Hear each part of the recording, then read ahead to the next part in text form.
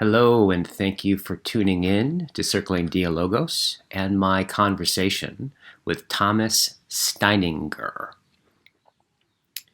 I will give some context for who Thomas is and a little bit for our conversation, which was amazing, in a moment, but first some housekeeping. So, I will let everyone know when the next Circling Dialogos course will be. The last two were amazing. I will keep you posted when we have the dates for that. The next thing that we have going on is a circling weekend, the Sovereign, which is the first stage of circling, and it's a 2-day experience. It's on Saturday the 30th and Sunday the 1st of April. So Saturday the 30th and Sunday the 1st of April. So if you're interested in diving into circling, I definitely would recommend the weekends are really the to get the true taste of the experience. It's really the weekends. We also have every Thursday an open event where anybody can come to, and that's a drop-in event. That's from 6 to 9 p.m. Pacific Standard Time. And we are currently open for registration for the Art of Circling, which is our famous year-long circling course, which is kind of, you could say, if you really want to dive deep in the practice, go check that out. All the links for that is below. I also do one-on-one work with people. If you're interested in working with me one-on-one, go ahead and email me at guysengstock@gmail.com, and that's my email's below as well. All right. Thank you so much. And now to the conversation. So Thomas, I'm going to go ahead and just read his bio so you can get a sense of what he says about himself. Thomas has a PhD in philosophy, and he is the publisher of Evolve, the leading German integral magazine on consciousness and culture, as well as host of Radio Evolve, a weekly webcast in German and English.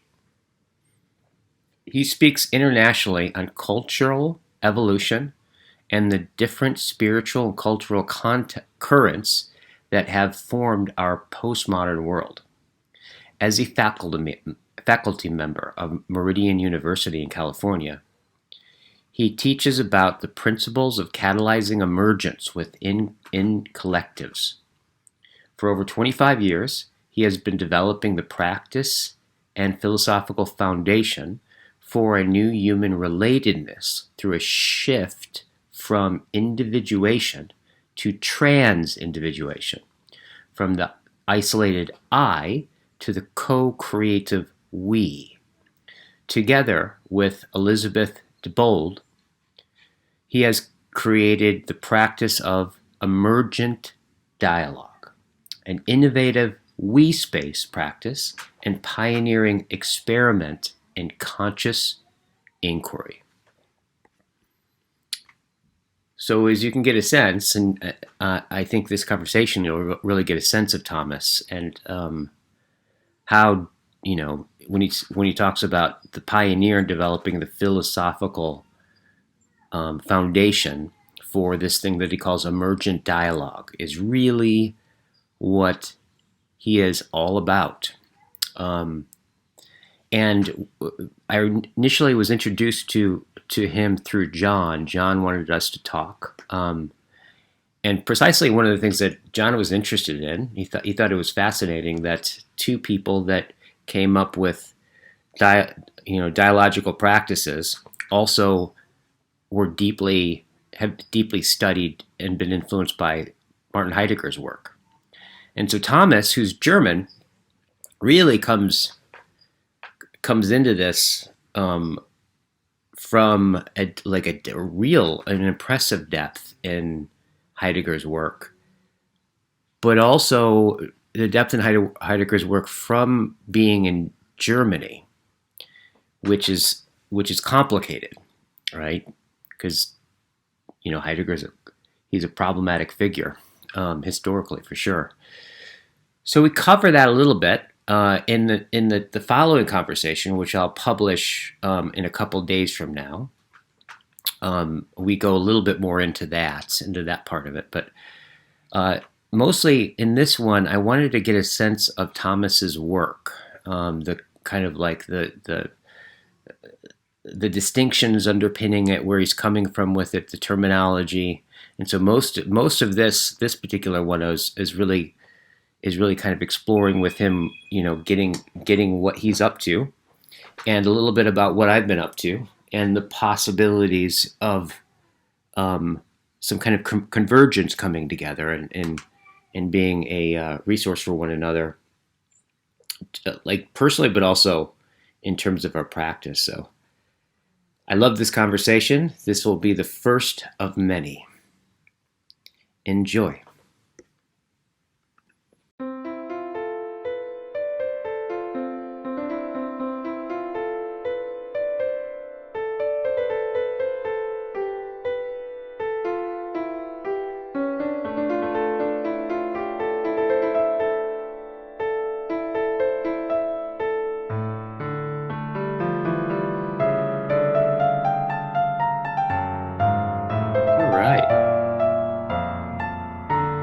Sweet. So this is the first time we are meeting. I got introduced to you through John Vervaeke, and you were saying that like one of the things that was intriguing to John is that we both came up with and do inner work in the inner subjective.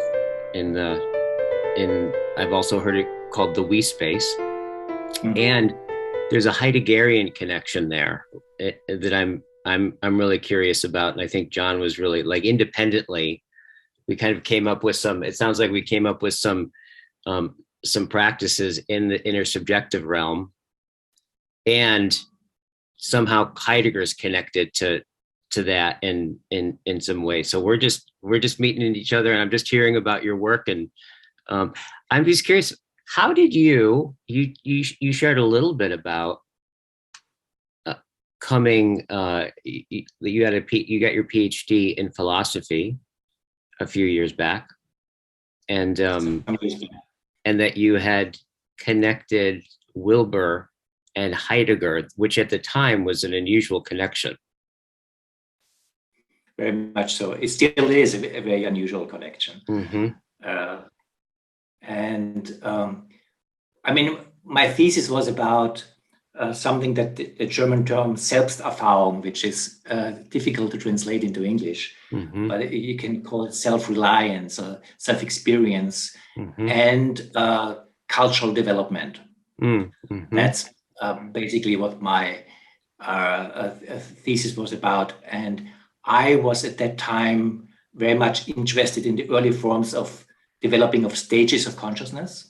Oh, okay. That's the connection to Wilber. Yeah. And I was very much interested in experience of being and understanding of being. Yeah. And this being dimension, at that time, particular also related to a Zen understanding of being, connection, understanding with Heidegger's understanding of being. Yeah. Yeah. That was the original connection point. Right. That there's something that our usual way of understanding reality does not touch, and there's something that got lost in the way we relate to the world. Yes. And which Heidegger expresses of our forgetfulness of the being dimension. Right. That at that time caught my interest, and that's how the whole thing started. Yeah. And when was that? When did that catch your interest? In the 1980s. In the 1980s. And was this when you were in college? That was when I'm in university in Vienna, yes. Mm-hmm. Okay, got it. So this is...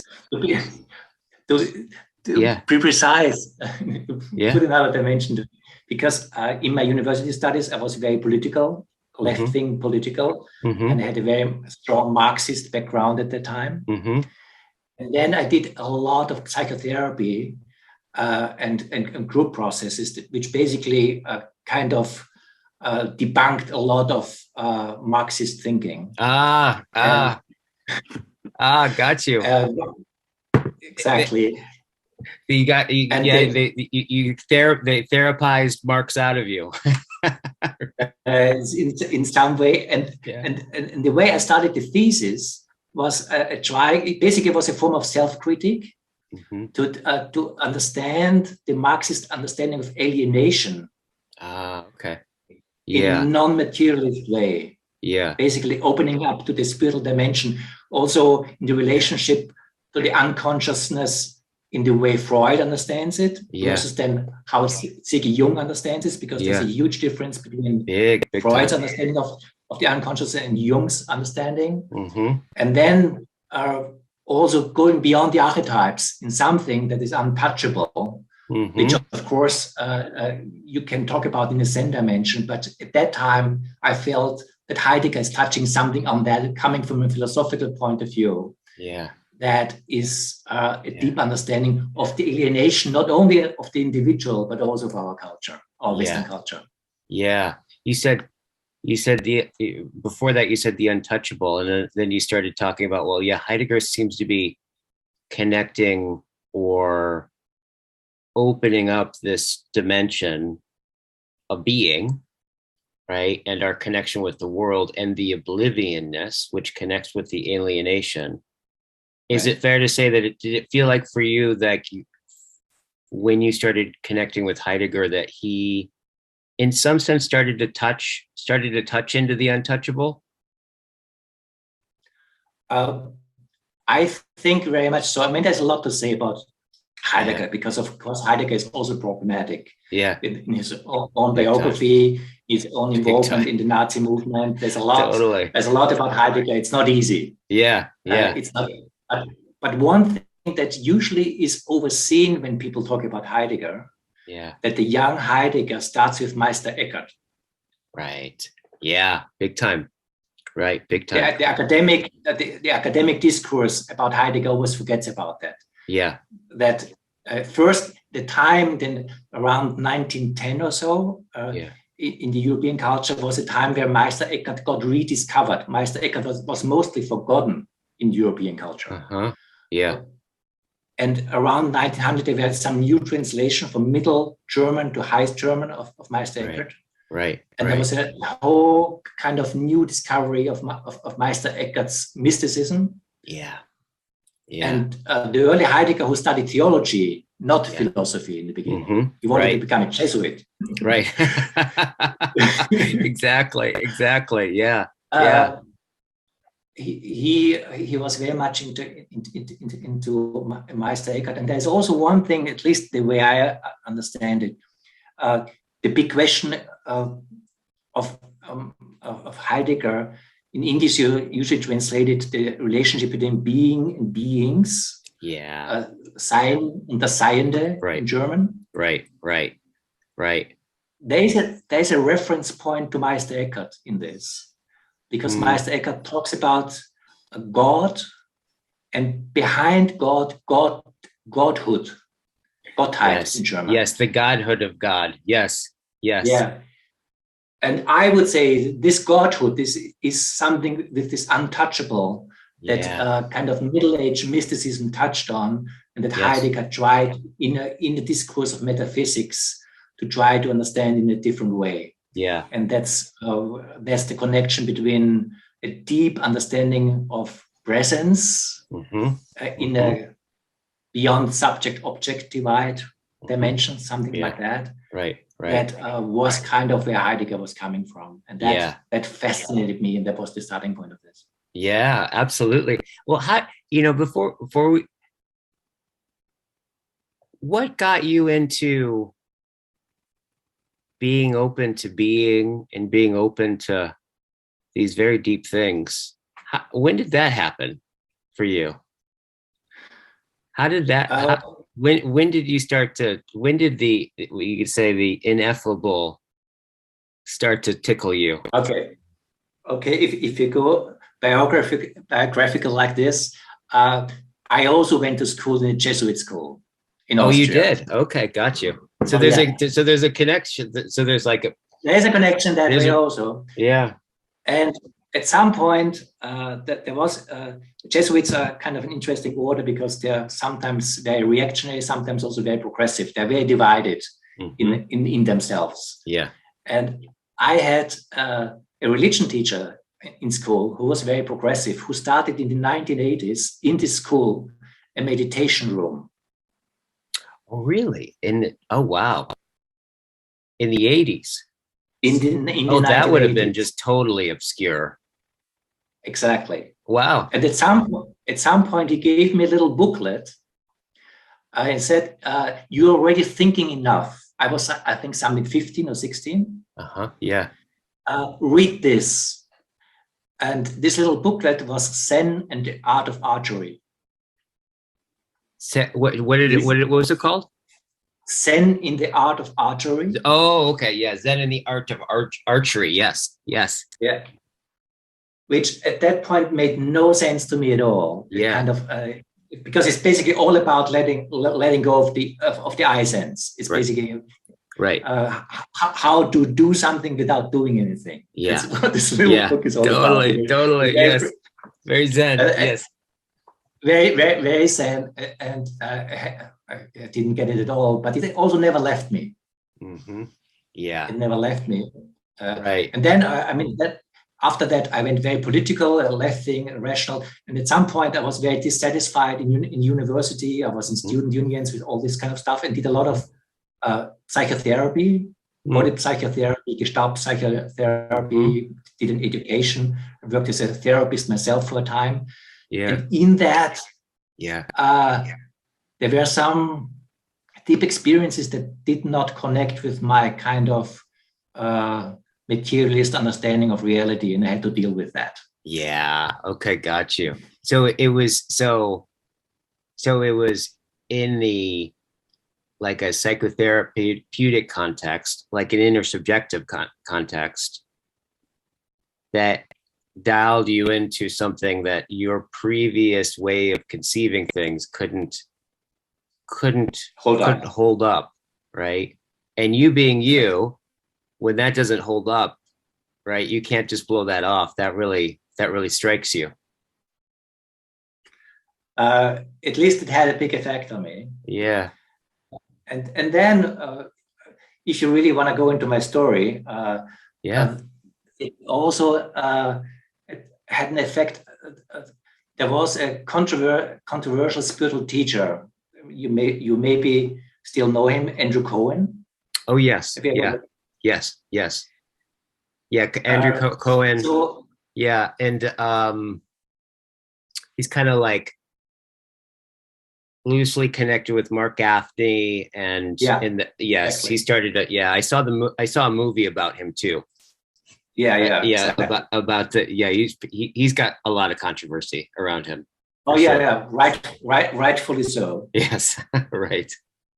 But I was very intrigued by what he was doing. And I worked as a journalist in Vienna. I worked as a psychotherapist in Vienna, and I left everything behind and went to San Francisco for a couple of years. Oh, you did? Yeah, and then was very much involved in this community. And in this community, which also has a lot of troublesome stuff, in the end, it all flew apart. And this community in San Francisco, was that Cohen? The Cohen community? Yeah, the Cohen. But I was very much in it, and I was a very close student of Andrew. Okay. And a big part of what we did for a long time was also very serious meditation practice, right, and dialogue practice. So a lot, in spite of everything controversial, I learned a lot. Yeah, because he was pretty militant in terms of like practicing day in, day out, and he's pretty like militant and fanatical about that. So I bet you got a lot of opportunity to practice. You bet so. Yeah. And what was that like? What was that like, starting to bring meditation and dialogue? When you said practice dialogue in San Francisco with Cohen, like what does that mean? Did he have a practice, like a specific thing that you would do? Or I mean, one of the things that I really still appreciate of Andrew is that he said there's something happening in between people that is more important than a relationship between the student and the teacher. Yeah. And this in-between space that we pursue together, an intelligence that arises out of the in-between space itself. Yeah. And part of the practice that we did hours, weeks and weeks, months and months of dialogue practice to allow this in-between space to come to its own. And we learned a lot of ways how it does not work. Yeah. Totally. And then also I stayed with Andrew in Massachusetts for some years when he moved to the East Coast, and then I came back to Germany, and then when also the more problematic side of what he was doing came out and the thing fall apart, we wanted to kind of continue what we thought was also a powerful ingredients of what we did in our own way in Germany. And that's how we developed our own work called Emergent Dialogue. Oh, okay. Got it. So so tell me a little bit about Emergent Dialogue. It's a great name. I would imagine is the name is, I assume, is very descriptive. It's very descriptive. It really tries to point to what is really at the heart of what we try to do, which is collective emergence. And what it is really about is when people come together in any kind of presence, we usually come very much in self-related way. That means I come with my Thomas perspective and meet other people, and but the way I usually perceive reality is this Thomas perspective, and with my own creativity and my own intelligence. But when we look carefully, there's also something arises in any kind of coming together that it's its own wholeness. Right. And this wholeness has its own intelligence that's more than my intelligence. It's held by all present, even more than all people present, because it's beyond people also, but it's also particularly held by all people present. And to the degree that this relational space becomes self-aware, the dynamic of coming together changes dramatically. And that's what we try to pursue. And in fact, one way we started to call this is we call this also a process of transindividuation. Transindividuation, because what it needs is very mature human beings, very individual human beings, who are really standing also on their own feet, because otherwise a we space very easily can become kind of a group thing, where you're just taking over by pre-individuated powers, which can be powerful, but they don't hold the capacity of individuation. Is that kind of what you where you learned a lot of what it wasn't with in Cohen's work? Exactly. Because Cohen also very much was very identified with the guru position. And that on one hand had a powerful function, because to have a guru relationship means that you have a relationship to a human being who you somehow trust more than yourself.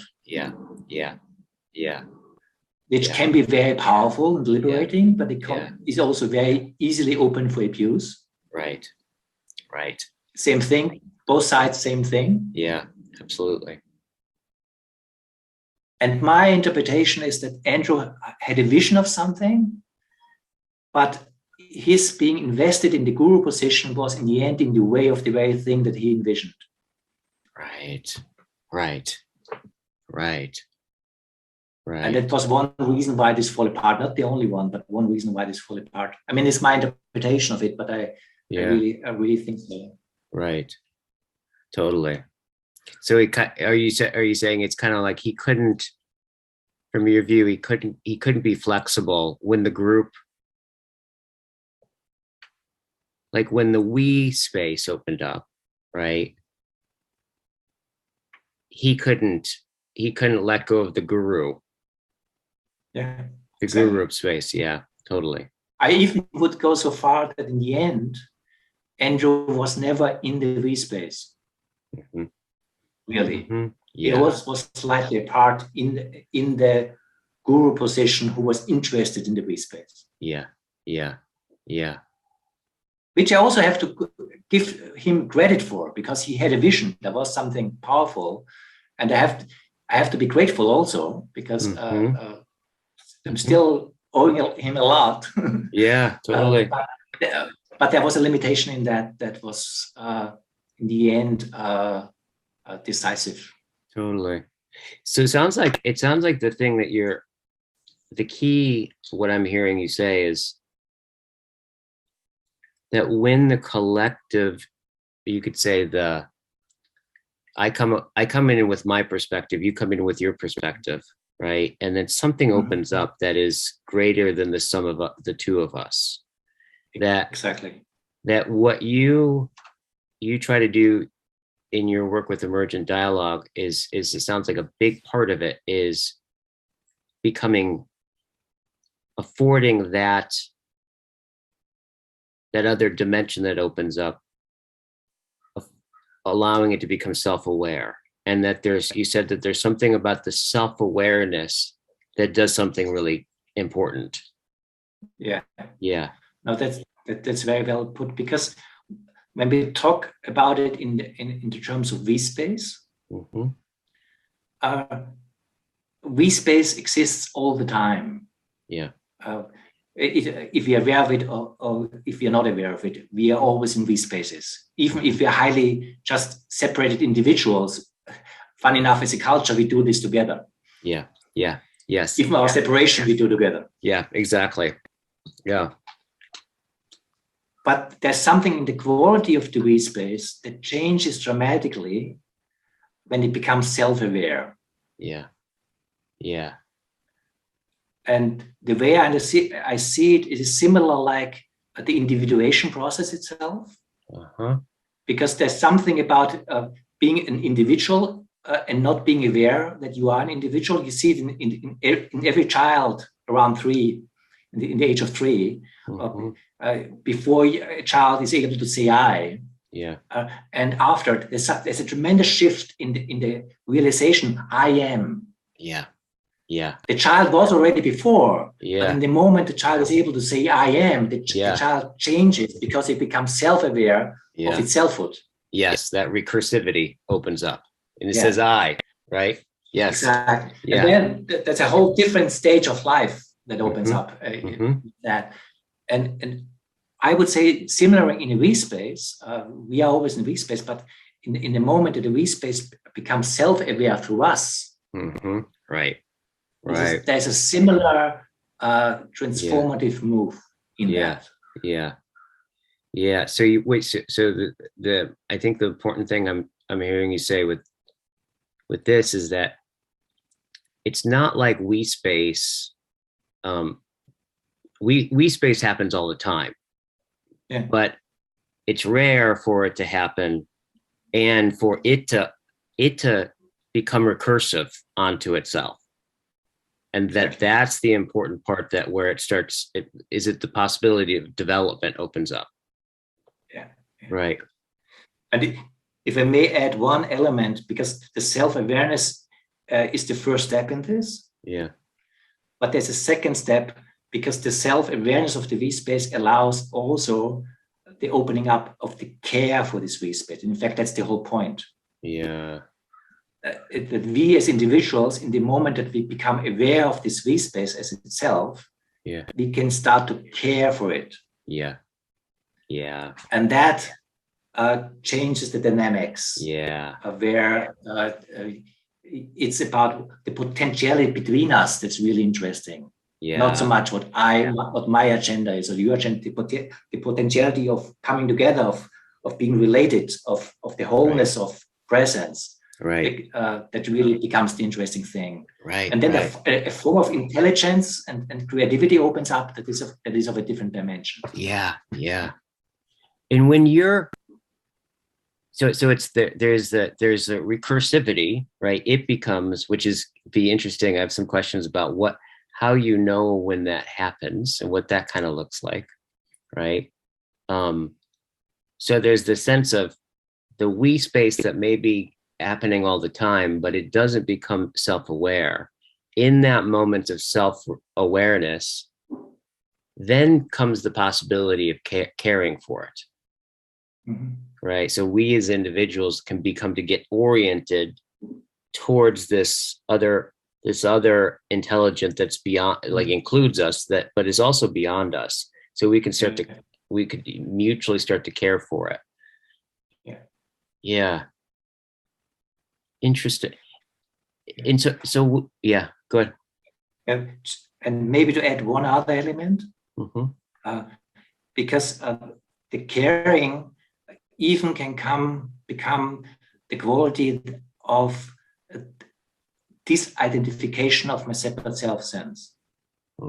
It seems that if this is kind of just an image or a reality, it can be discussed, but that's how it looks like, that you see through the eyes of the space itself, like you would see through different eyes. It's not just eyes Thomas see what's happening, but you look from the inside of this wholeness.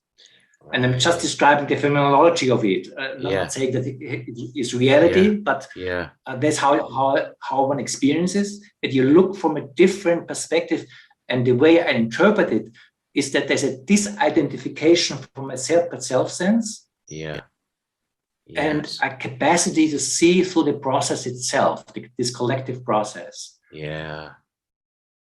And one point where it at least seems very obvious that this is the case, that people seem to share experiences in this way that can be very surprising. So there's some insights opening up, and I'm sure you know this from your work.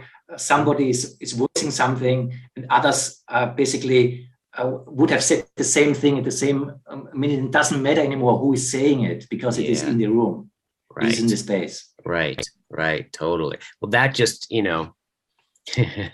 that just in itself, right, where that sense of we all would have said the same thing, and we let go of the attachment of who says it, the sense of owning.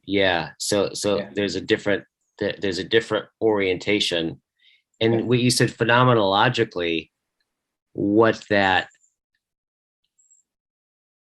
experience is like is one in which I'm no longer just seeing with my own eyes from my own personal sense of self, but I start to have an experience of, it's as if I'm seeing with the eyes of the in-between, or the whole, right?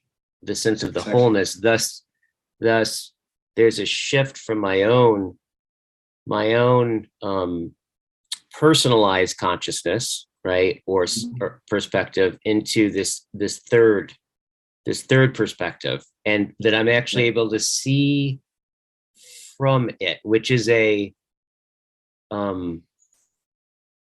well, I would imagine this is kind of one of the benefits of the practice, right? Is what probably what a lot of people do it for, is because it evolves. It's kind of like a developmental leap, right? To go from just seeing with my own eyes to seeing with the space of the between, right? Like that I'm including a lot more of my awareness, becomes more whole. Exactly. And it also, there's a sense of non-separation in that. So one also could call it a practice of of shared non-separation. What's happening. That's part of what's very exciting about it. Usually when people tap into that, it's extremely thrilling. There's something very powerful in that, which is good. There's also danger in that because it can become kind of a distraction, kind of being the excitement in itself. It can become an attraction, but it can be also very motivating. And ecstatic in the in the way that Heidegger talks about it, like the literal ecstatic, to stand out of, right? Yeah. And that, as you're touching on Heidegger, I see this very much related to what Heidegger calls the middle Heidegger or late Heidegger, the Ereigniskultur. Interesting. Which is so difficult to translate into English. Enrollment or event, but basically presence coming to its ownness. By letting it happen. Right. Because there's a certain Wu-Wei relationship to that, where you're not passive, but you're also not kind of an independent agent. It's a surrendering and being active at the same time move. In this. And my interpretation is that of what Heidegger was searching for in this Ereignis as being beyond the subject-object divide. Is very related to this form of practice. Right. So it may be a little big to say, but I experience it a little bit as a practical form of Heideggerian experiments. That makes a lot of sense to me. Of Ereigniskultur. And one thing that later Heidegger writes a lot, and there are many people who appreciate Heidegger say that's too much. It's when he's talking about the fourfold. Right. Where basically even Heideggerian people usually say the fourfold. That's a little out there where he's going.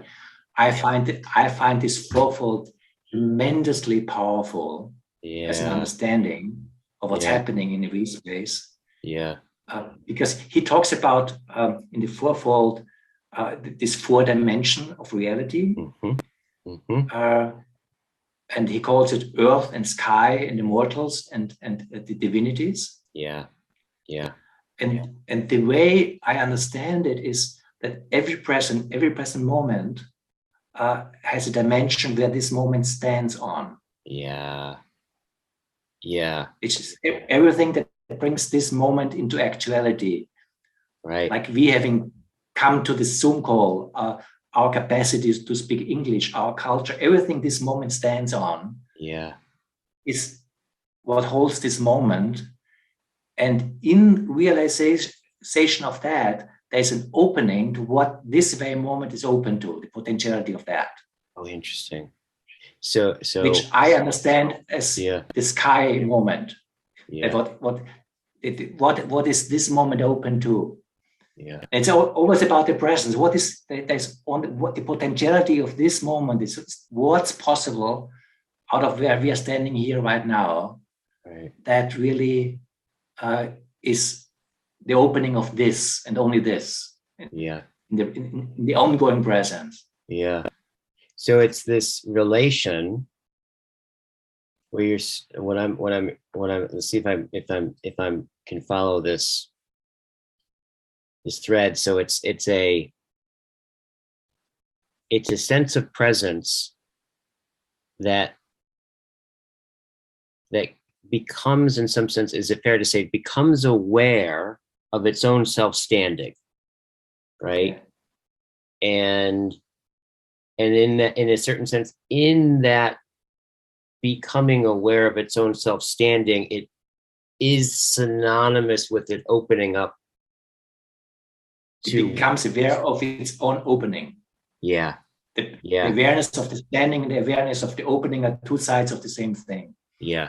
The awareness of the standing and the awareness of the opening are two sides of the same thing.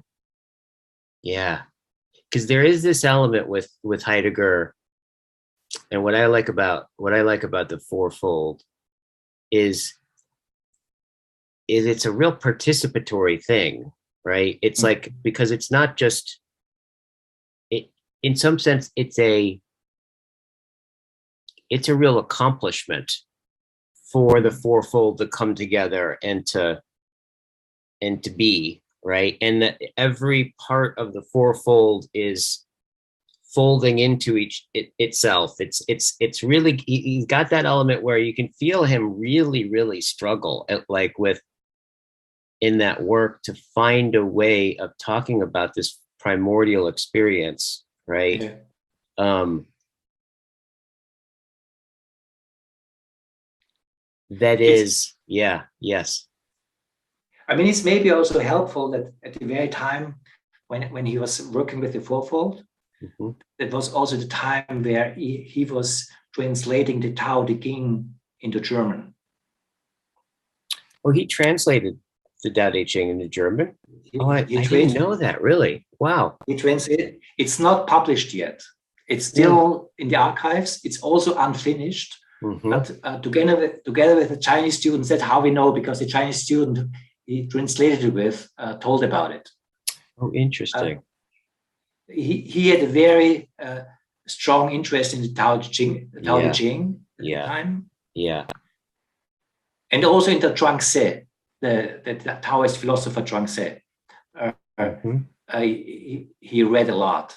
Yeah. So, and in Taoism, this relationship between earth and sky play a certain role. I don't know how much this is really related. It's just kind of my own interpretation. But it is around the same time that he was trying to work with this language to explain his own thinking in a different way that goes beyond Western European metaphysics. Yeah, absolutely. And specifically, like the Western, because the Western European, well, I'll ask you this. How is what you're describing with Erasmus different than Western Europe, like Western metaphysics? Like, what's the thing that's fun, like that makes what you're describing distinct from that? What can't Western metaphysics do that Erasmus can do? It transcends the subject-object divide. Yeah. And I think a lot of what Heidegger tries to think is how to be able to go beyond the subject-object divide. That on one hand starts with Descartes, with the obviousness, I think, therefore I am. But with Heidegger, much earlier on with Plato, where he makes this distinction between the world, the material world, and the world of ideas. This kind of separation between the material world and the world of ideas, where everything becomes something that we imagine as an object in the ideas. And there's something in this Western metaphysics, this division of reality into two. That he thinks that before Socrates, people like Heraclitus were touching still in a kind of non-division way. But in the process of becoming conscious, not only for the bad, there was good reasons to do that, but there was a price to pay for that. It's not that we should never have done that. It's just to be aware of the price that we have to pay to go through this all. That there is this kind of the world of ideas and the world of the material, and then in the development of subjectivity,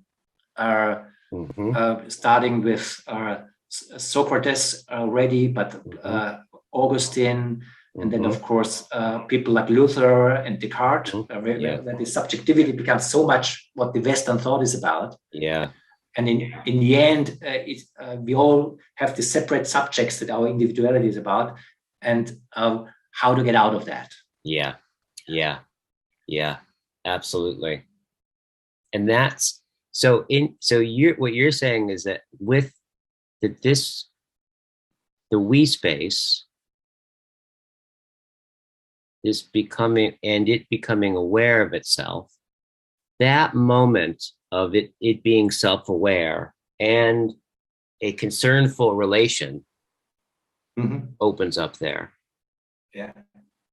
You're saying that there's you sense that this is very much what Heidegger was starting to get at with Arigness and the fourfold and that whole thinking, that it's almost like you're like, I think this is what Heidegger was sensing, and that what you've been doing with the emergent dialogue work is almost like a practical Heidegger in that sense. That's my understanding of it. I mean, one has to be careful with it, but still, that's my understanding of it. Yeah.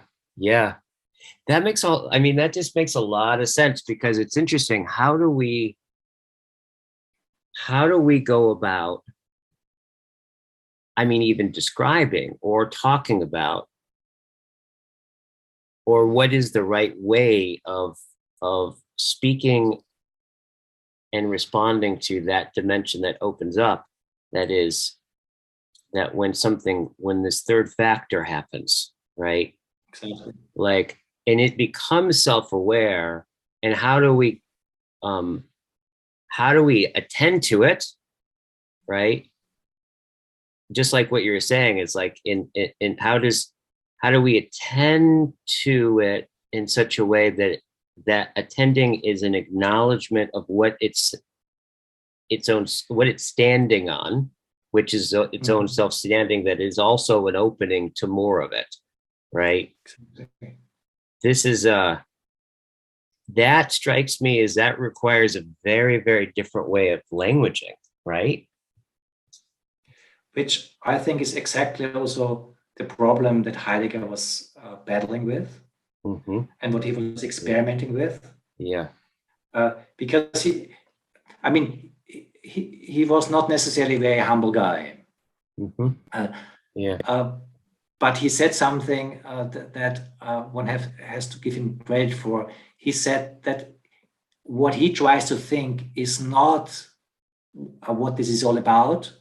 It's just trying to prepare to be able to think about this. So he himself had, in that point, the humility to say the thought process that I'm going through is just trying to lay the ground to be able to start to think about something that goes beyond where we are right now. And part of all this strange languaging that he did, but in my understanding, was an experimenting how language can go somewhere else than where language has been before. And some of it, what he did worked, and some of what he did not work, but it was quite an endeavor. Yeah, absolutely. So when you, like, in your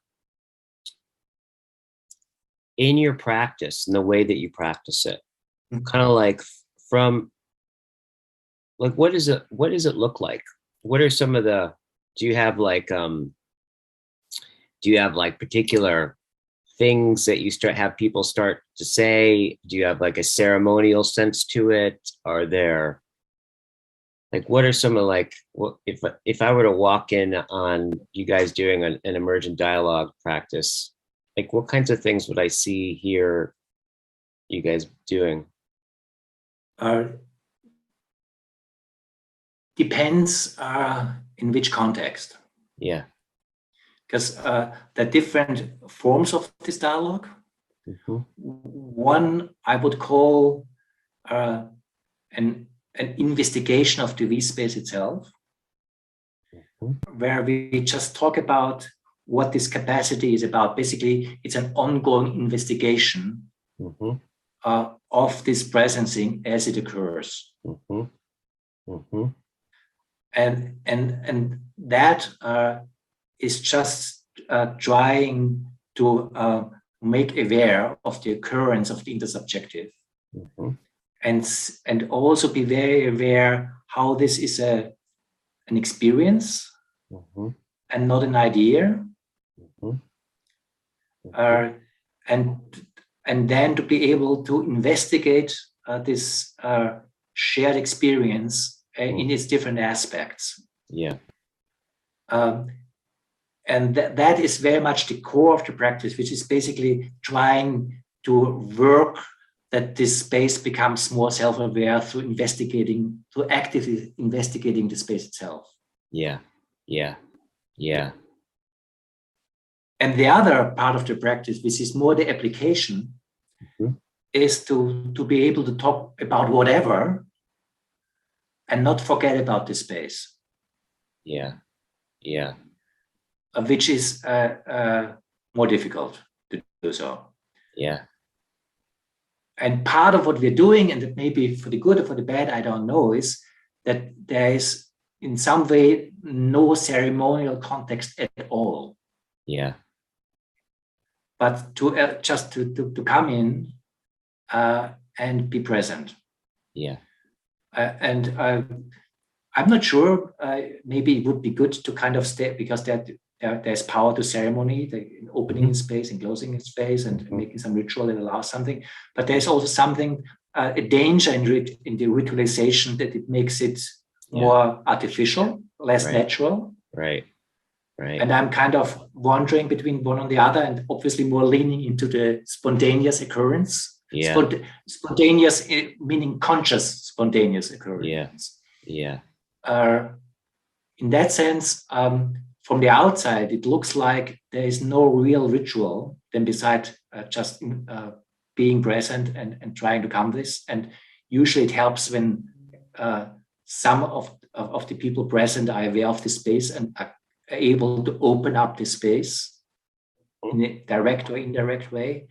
And then it's always, as soon as the space opens up, it creates its own currency. Yeah. It creates its own frequency. There's a kind of a gravity shift in that all of a sudden it becomes so obvious that even people who are not used to that at all are able to kind of shift the gravity field from one to the other. Although on their own they would not be able to go there, but because the gravity field is strong enough, the shift is possible. Right. And then people are able to see that the space looks different from there. Yeah. And in that, you create also a kind of an awareness, even a memory that allows to stabilize this as a possibility in consciousness and culture to come together in a different way. Yeah. Yeah. Yeah. Interesting. So there's one point. So what you're saying is that there's one point where there's one way of doing it where you come and you actually investigate the phenomena, right? Yeah. Of it.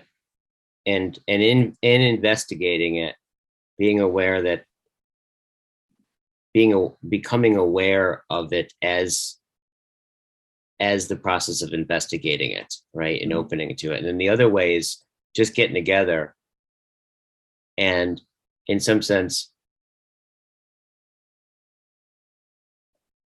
not doing anything in particular, but just noticing, because this is basically what I'm hearing you say is that the key sounds like the key turning point is that we space just happens, and it happens all the time. In fact, we kind of dwell, like we're dwelling in a we space, right, of intelligibility of our own culture. I mean, multiple dimensions of that we're kind of almost we all the way down, so to speak. But it's this move of becoming aware of it and it becoming aware of itself, which is the key. And so there's another way, which is the way that you most like, because it's part of it's a lot more natural.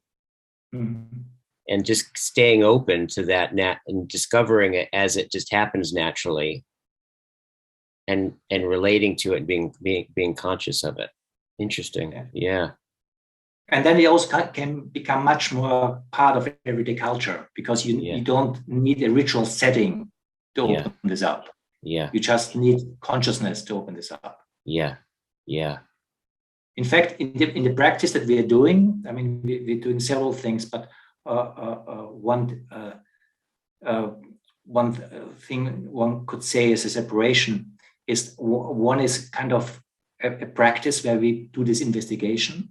Mm-hmm. And we also run in German a magazine called Evolve, a magazine for cultures and culture, where we talk about things from a meta-modern perspective and bring people and try to hold the magazine already investigating kind of the edge of where culture goes. Right. And we have in the German-speaking countries around 25 to 30 Evolve salons, we call, where readers come together and just talk about the different authors that we bring in the magazine and the different content that we bring. And there we work with our dialogical practice, but we don't teach it. And we just try to hold the space there. And it works in different cities in very different degrees, because some people are very connected to us, some people are just doing their own thing. So it's very diverse in what's really happening there. Yeah. But what we try to be able to talk about whatever in a different emergent way. And one way to describe what we try to achieve there, we call to create a synergetic intelligence. What did you say that again? To create a synergetic intelligence. The synergetic intelligence. There's something where I come with my perspective, you come with your perspective, he comes with, and we have all our own thoughts. But if there's an intuition where all what we bring can synergize, the perspective becomes multidimensional. Yeah. Yes. But it needs awareness and a care for the synergetic factor, where all of a sudden the whole process crystallizes in a different way because it comes in a synergetic form. Yes. Yes. And then the differences, seeing something in a different way, can flow in a very different way, because part of what in that context I find most interesting and also productive for culture is that there is a creative friction where I have a perspective and you have a perspective and we really disagree. Yeah. Because I don't understand what you're saying and you don't understand what, and that's it. And this is usually the point where conflict starts. Yeah. Yeah. Yes. But when there's enough awareness of this space and this synergetic possibility, this creative friction is exactly the point where when we don't fragment, something creative can come out that I'm not able to think, you were not able to think, but in holding it together, a completely different point becomes visible, exactly because of the friction. Yeah. Yeah. And that's always very cool, because there insights happen that I'm not able to access on my own. Right. And we are only able to do that if we think together in this way. Yeah. And that's something that I find just a very powerful thing. But it needs this awareness of the release space, and it needs this intuition for synergy that allows this to be more likely to happen. There's no guarantee for it, but it allows it to be more likely to happen. Right. I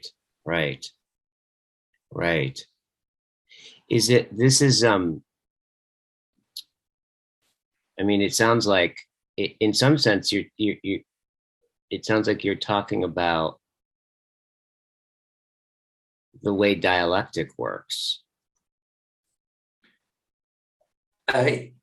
Yes. As John would say, not in the Hegelian sense, but more in the Socratic sense. Yeah, absolutely. Yeah, absolutely. Where that, and that friction becomes something, because I could imagine in some way, right, like that friction becomes, with this context that you're talking about, right, it becomes something that's wanted. Yeah, exactly, because it's exciting. Yeah, and it'd be kind of it'd be a bummer if like we just didn't have it or something like that, right? Yeah. It can be really the fun part. And the not understanding can be something really exciting to dive into because of this potential of something that can emerge there. That is out of reach for myself. Right. That's really interesting. So this thing, with you have there's a bunch of groups in Europe with the evolve publication that you have. Yeah. Right. Where people get together and they discuss what's going on in the publication with this sense to it, right? To some degree, to be honest, that varies very much in different cities because everyone who wants to make an Evolve salon, they just can do that, and they can get our support if they want. But if they don't want, they do their own thing. But wherever they want, we help them to hold the dialogue in this more synergetic way. And try to lift the conversation this way. Interesting. Really. And we see this as a kind of a contribution for the dialogical culture in the German-speaking countries. Right. Really interesting. And so do you have a salon that you've been doing pretty consistently with the same group of people, or? Yes, we have several salons that go on since many years. And we have also some practice groups that do more the inner work of that do this already more than 10 years or so. Oh, really? Yeah. What are those groups like? What's your experience? Yeah. In fact, we just had a weekend last weekend here in Frankfurt with a core group of ours, which I found I was very excited about what happened. Because we're just together exploring, and there are always new dimensions coming up in our shared understanding how this different perspective can be enacted and lived. Yeah. And what was, like, for example, what were some of the dimensions that opened up for you this weekend? Like, what were some of the things that struck you? One thing that I found really for our work kind of a landmark is we talked about the shared experience of a shared intersubjective space, but what emerged in the space between us was also an awareness of the collective sense organ that is able to perceive this. Which is different because at least the way I interpret it, there's a certain sense organ of perception. That allows to see that. And even the sense organ is not an individual one. It's not a sense organ I have. But it's a sense organ that emerges between us as a whole. So we are dependent on each other for the sense organ to be able to sense. And that's different. That's different than the space, because it's the muscle that you work with. It's not the weight that you lift, but it's the muscle that you lift with. So is it kind of like, it got this picture of, in some sense, that the sense organ and what the sense organ senses co-arise. Yes, but there's something when you're not only aware of what arises, but you're also aware of the sense organ that allows you to have a more conscious relationship to working the muscle. There's more maturity in that. Because you know what to flex in order to be able to these different dimensions to emerge. So that's something we talked quite a bit about this week. It's funny. It's because it's interesting. This is where there's a way, especially in the later Heidegger, where he's talking a lot about this it's so difficult to talk about some of this stuff, but the and I'm getting this, and as you're describing, I'm getting it. I'm getting it in a sense just by understanding what you're saying. There's a way where a big part of, like, so for example, when Heidegger talks about truth, right, aletheia, right, I always, when I first got interested in Heidegger, and I started understanding what he was talking about with aletheia, just truth as the event of unconcealment, right? Mm-hmm. And I thought, like, what I thought that was really about was what was concealed. But my sense is, as time's gone on, is more like, I think what he's really getting at is that it's actually what gets unconcealed is concealment, right? That there's something that stays hidden, yet that hiddenness can be revealed, right? In some way that's like that what it can be, like that hiddenness or concealment can be revealed in a way that doesn't take away its unconcealedness, right? There's something about the way that you're talking about this that gives me that sense of, like, the way that something withdraws, but it does something as it withdraws, and that something it does, you can kind of, in some sense, bring out, right? And the way I would understand it, because it stays hidden in the way that you cannot objectify it. Yeah, exactly. It is basically what allows you to perceive whatever, but in itself, it's not perceivable as any kind of object. Yeah, right. But it is exactly this where objects appear. Yeah. And that's where I see it connected to a meditative experience of presencing, emptiness, openness. Yeah. Which you cannot objectify. I mean, as soon as you do that, you do you make something with it that it's not what it is. Yeah. Yeah. Yeah. And this is also where you have to let go of all metaphysics, metaphysics in that sense, because that's exactly what we did. We creating this whole universe of what can be perceived. Yeah. But there is a place where this perception comes from, that we are already in, and that can be in a way conscious, but not in the way that we usually think consciousness works. Because consciousness, as being aware of something, is not what it is. Yeah.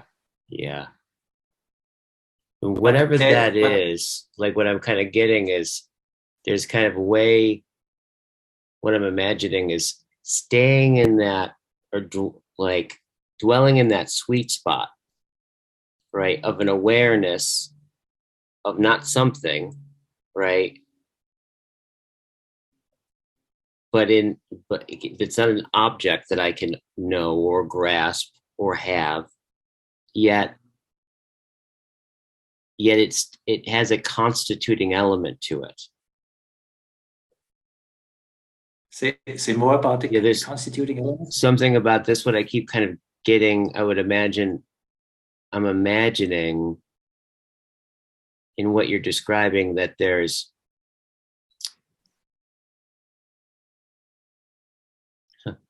there's a way of abiding. There's a way of abiding,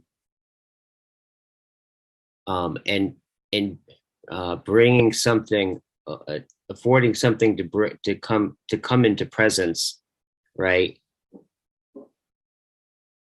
Without making it as something, right? But that that's the practice, isn't it?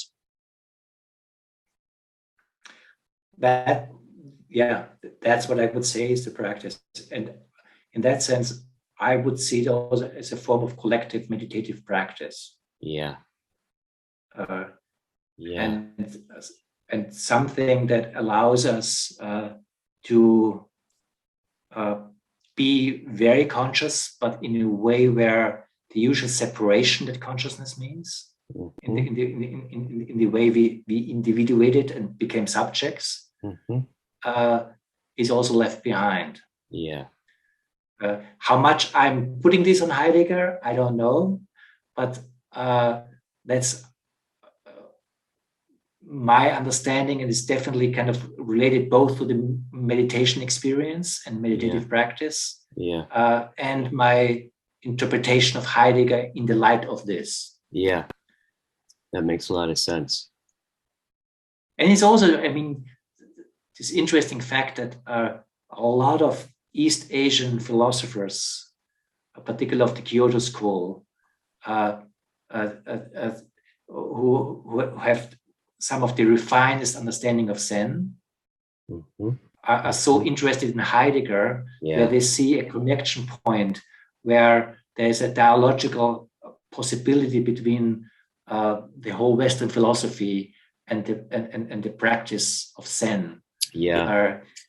And there is something where I think also intercultural dialogue between these meditative practices, which I would call the Wu Wei practices, maybe just to simplify, because it's Taoist Zen, something that is cultivated in the East Asian development of human consciousness in a way that we did not.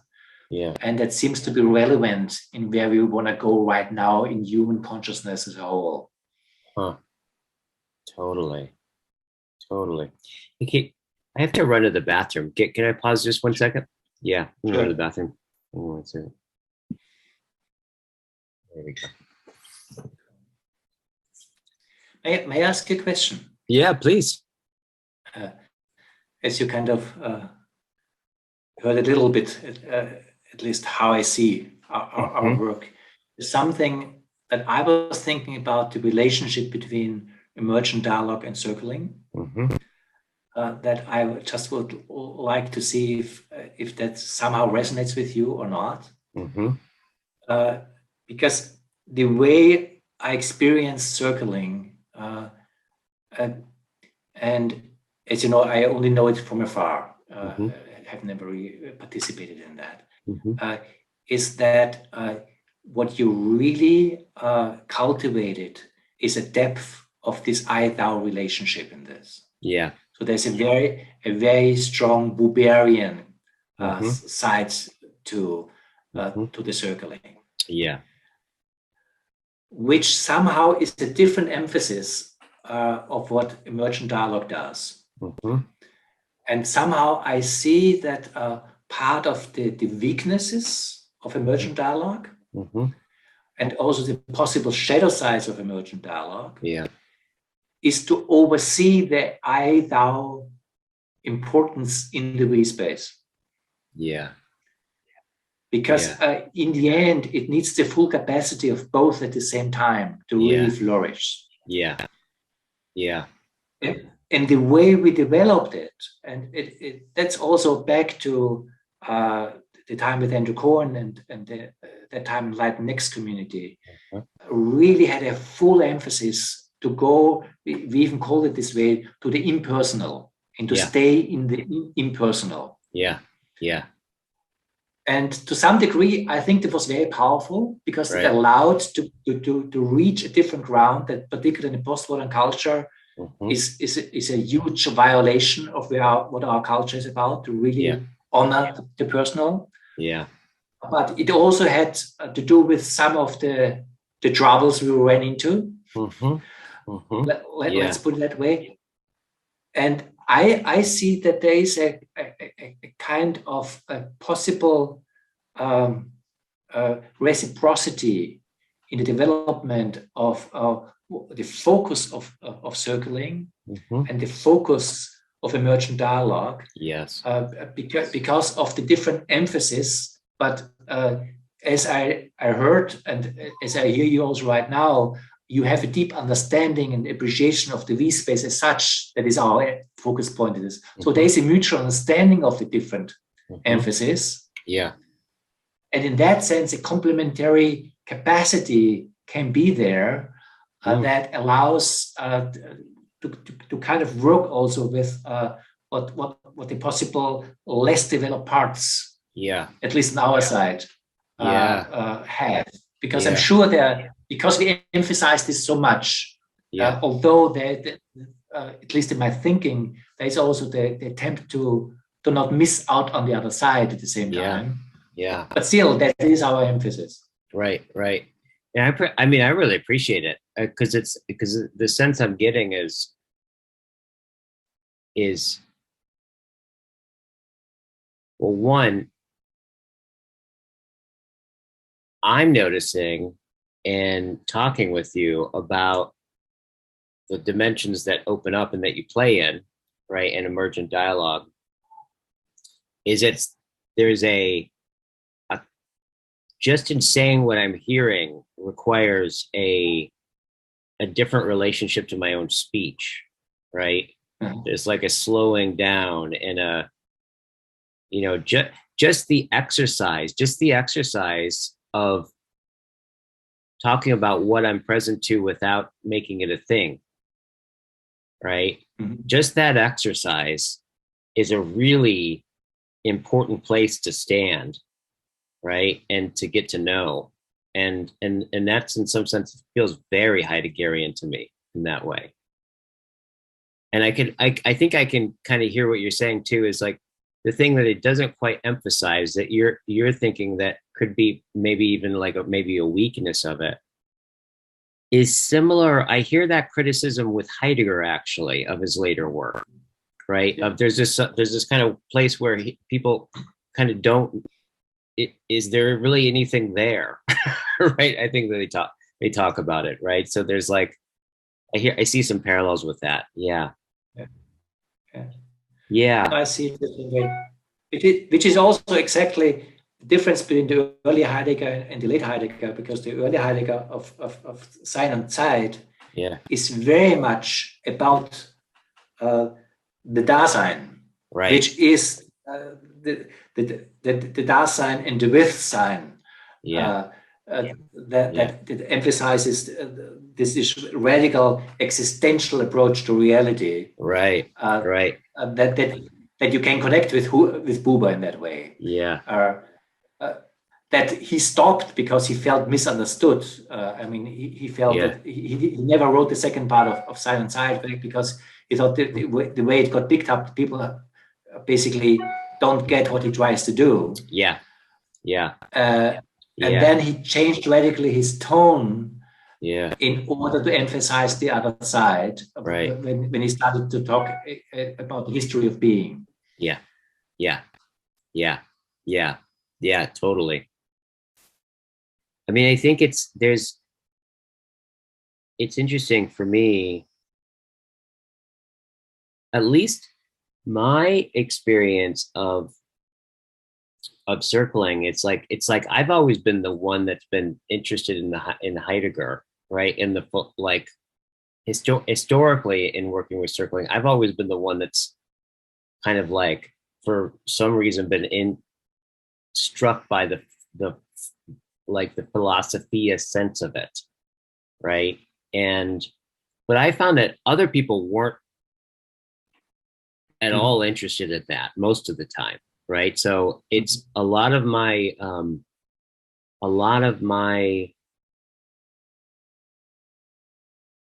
I would say a lot of where Heidegger, because I started reading Heidegger right around the same time that circling started. And I think that I had no background in philosophy, right? I had like learning disabilities and I had a hard time with reading and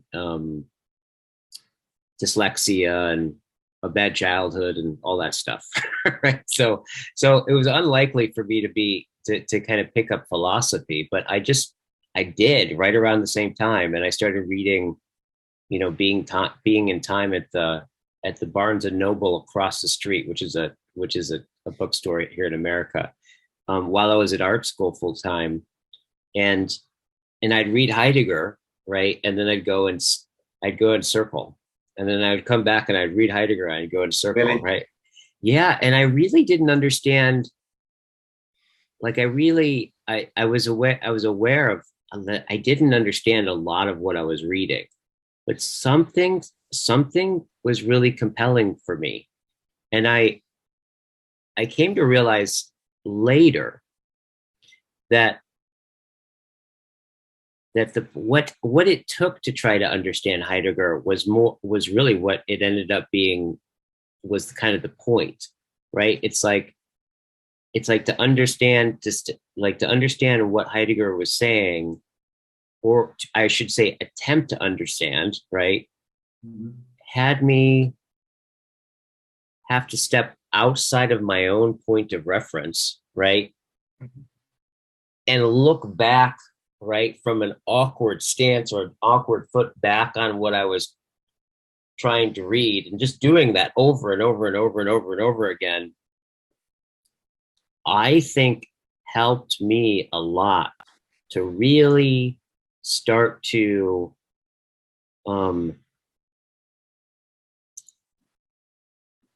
be able to start to be able to see this really close in place, right? This kind of before subjectivity, this kind of really, that thing that's concealed in its nearness, right? And that hermeneutic phenomenology of going around in circles in that way, there's something about that was almost like a yoga for me. Like it was like a sensory motor intellectual kind of coordination of a yoga that helped to reveal this kind of dimension that we're already underway in. It's deeply constituting, right, of myself and everything else, yet in its constituting, it also constitutes itself as concealed. And that kind of looking, in some sense, trying to I wrote a poem that exemplifies this. Is like, it says, "Is that you, God, sitting just behind my eyes as I look for you walking in circles?" Right? And that glimpse that there is a dimension, right, that is so near, that it could be almost oblivious to us, but that it's also what's most constituting of us. Just that seeing that, or that orientation, or what, because I think that's in some sense what Heidegger is constantly pointing to, right? Is this thing that's concealed in its nearness, right? I don't know how else to put it. And then I think that dimension that can open up when I would circle with people, that's what I would start to see, right? Is that, and that's kind of seeing what helping to see and listen in such a way that you can start to hear what that person was seeing with, right? That was so near to them, that they couldn't see it. And then getting into relationship about that particular place ended up being a place of deep intimacy, like personal intimacy, interpersonal intimacy, really.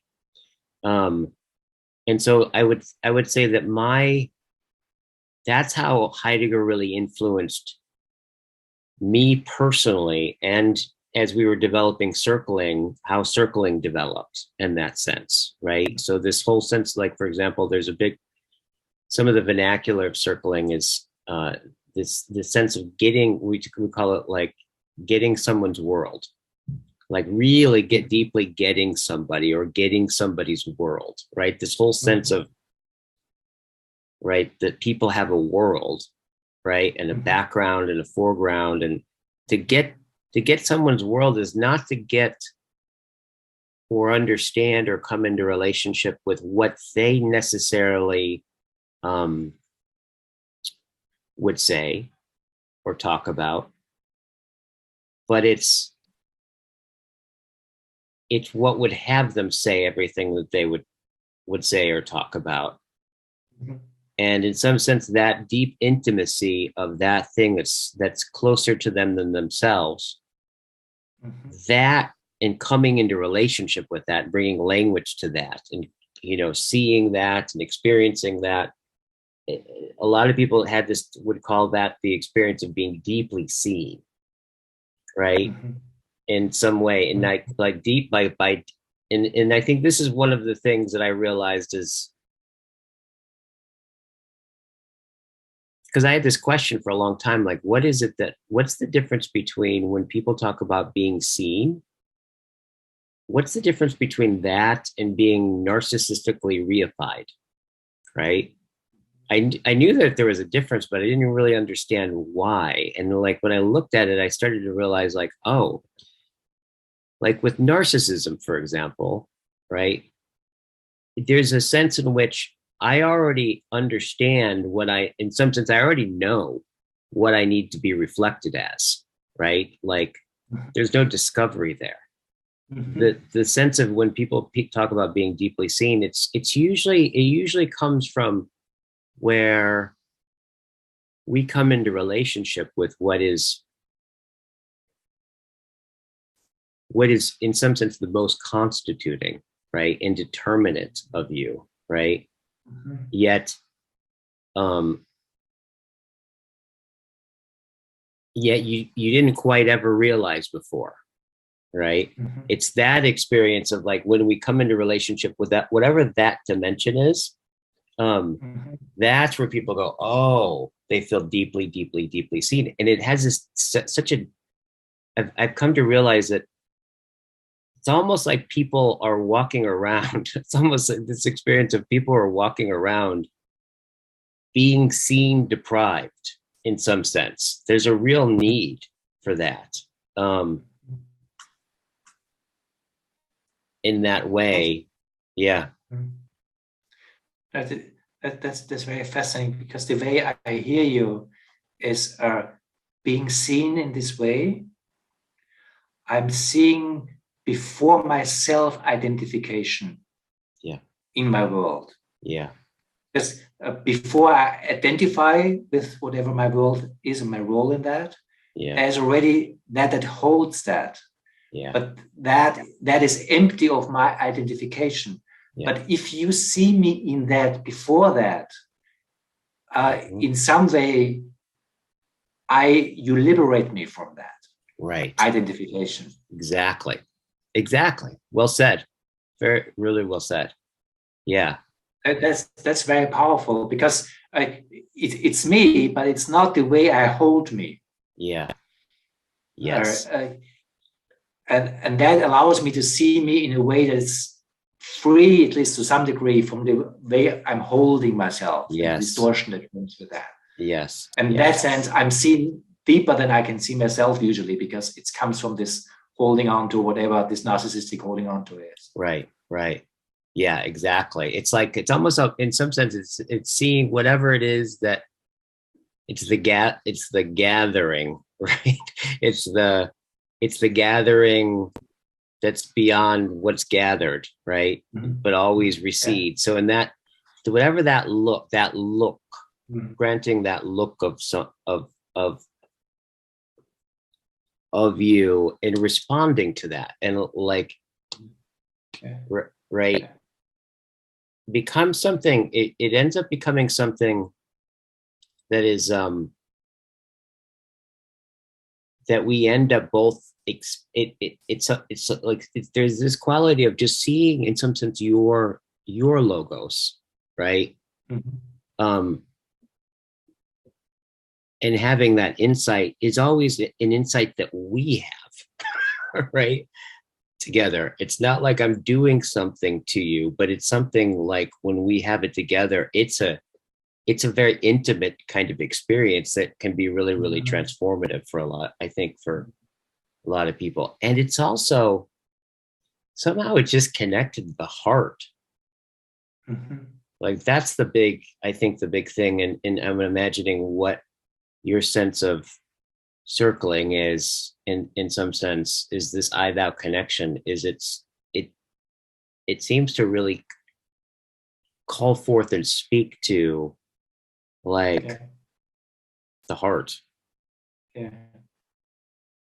But you just brought something forth that I haven't seen that way before, and in fact, it's very powerful, and it also makes sense why concealment it seems to be an important term. In Heidegger, because that's what's holding it. Yeah. And and to kind of touch underneath that. Allows to free something, and first to be seen, but also from then some different potentiality to arise out of that, because then there's a free flow also happening with that basically is beyond the holding of identity that's always become static in some way. Yeah, absolutely. Yeah, that's really well said. I really like the way that you said that. Yeah, it's like something about, it's like the concealment is what does the heavy lifting of holding everything together, right? And it withdraws into the thing it's holding, right? But if you can kind of like, in some sense, I guess it's in some sense it's talking about the dimension of, it's like talking about, but it's not talking about, right? It's presencing that dimension, right? And I think it's very close to whatever that dimension is the same dimension of like this deep care, right? And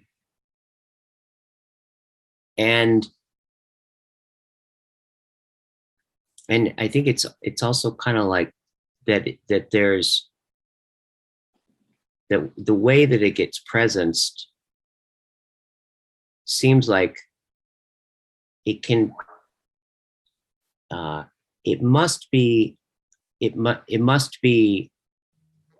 I can in some sense I can only hear your deepest humanity with my own right, in that sense. So it's both of those are presenced, and it's very connected to this deep sense of caring, which is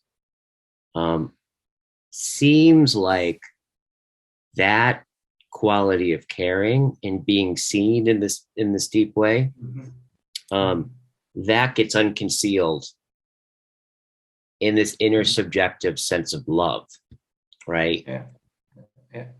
That I think that people talk a lot about is really, really missing, right, in a big way. That is powerful, because what you say about love and being seen also translate for me. There's a witnessing capacity in that, where you see me, you seeing me also transcends my self-isolation, because being seen means who I really am is already in relationship. In being seen. There it is. And that's a very human reality, because basically in that sense I cannot separate myself from you as you see me, because I have to acknowledge to be seen. And that changes something about me, because I'm not isolated in that. Even as I am, I'm already seen. Yes. And that's a powerful thing. Right. In that dimension, you did something.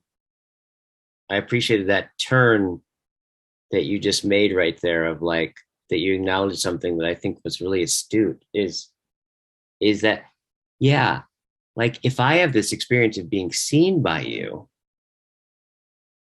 what that experience acknowledges is that seeing is already underway, right? That I'm already, it's not, I think what you really did a great job of just expressing, I appreciated this, is it's not like I go from isolated to then coming together. In that acknowledgement of seeing, I presence a domain in which there's all, and you find yourself already together, right? Yeah. You acknowledge something that already is, and that's different than coming together. Yeah. There it because is. The coming together still holds the possibility of being isolated. Yeah. But being seen already allows me to see that we are already not separate. Yeah. In that, and that's a very different reality. Yeah. And now we start to get into like that starts to reveal kind of an ontological sense of that way of it's kind of like it's a I don't know, a non-metaphysical sense of being, right? Mm-hmm. It's very powerful because it's definitely a very different focus point than where we go with the emergent dialogue. But I'm kind of taken by that. It opens up a world of non-separation in acknowledging also the difference of the worlds that are meeting in this. Yeah. Totally. So it's not just basically, we are one. There's a full appreciation that I'm really with another world, but the world is with me. Yeah. Yes. And that's a kind of a magic thing, in fact. Yeah, totally. It's not just you, me, you come together, and then we create this third thing from our own resources. But there is a way where we can talk about it like you and I come together, and then we walk together and a relationship unfolds, right? Or is created.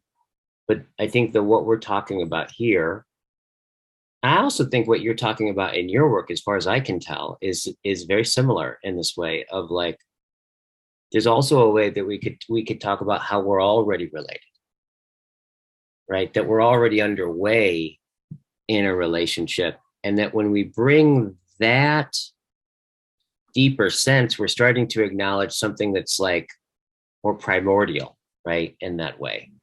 And I think this is one of the things you kind of hear these like common of the last 25 years, some things that I hear all the time when people come and do circling, these things that people say over and over and over again. It's uncanny. Is they're like, I had no idea I could have a connection like that with somebody like within 5 minutes, right? Mm-hmm. Like that I haven't had with my husband or my mother, or I hear that over and over and over again, right?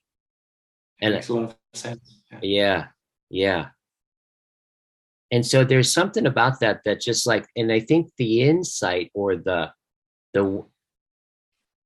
wonderment that's opened up when people talk about that, I would imagine is what they're speaking to is that there's a dimension, there is a dimension